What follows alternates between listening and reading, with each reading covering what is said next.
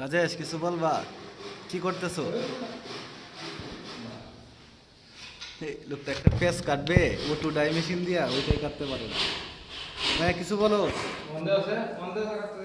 Pace কাটতেছে। আচ্ছা। ভাই আমার কমপ্লেন দিছিল যে পেস নাকি কাটে না। এখন কাটছে। মশা রে মশা। বালের কন্ট্রাক্টর আছে সাকিব, বুঝছো? মশা ধরে মশা।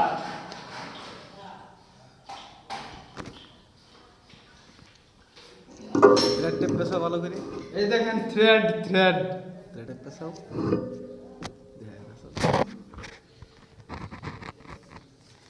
একটু দূরে যাও।